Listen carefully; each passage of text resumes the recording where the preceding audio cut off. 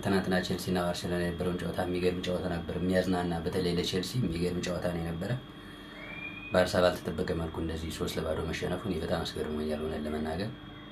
አራሆ የሚባል ሰው ግን የሚገርም ነው። ሁልጊዜ በጨዋታዎች መካከል በቀይ ወጣ ለባርሴሎና ምን ያህል ዋጋ እንደሚያስከፍለው የእሱ ልጅ ግን ምንም ነገር እየተመቸኝ አይደለም።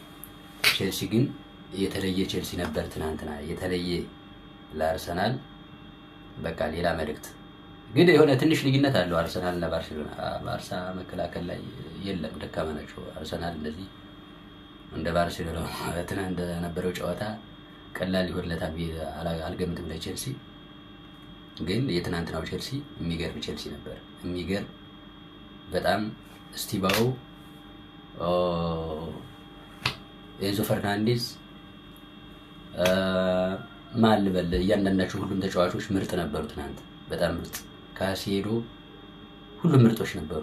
ኩኩሬላ፣ ሳንቼዝ እንደውም አንድ የቀልደው ቀልድ አለ ትናንትና እኛ ባርሴሎናዎች ሻምፒዮን መሆን አይችሉም በሻምፒዮንስ ሊግ፣ እኛ ግን የሻምፒዮን ቡድኖች ነን ምናምን ብሎ ተናገረ። እና ስለ ያማልም ተጠይቆ ያማልን በኮኮሬላ ኪስ ውስጥ ነው ያየሁት፣ ኮኮሬላ ኪስ ውስጥ ገብቶ ነው ያየሁት ያማልን ምናምን ነገር የሚል ቀልድ ቀለደ።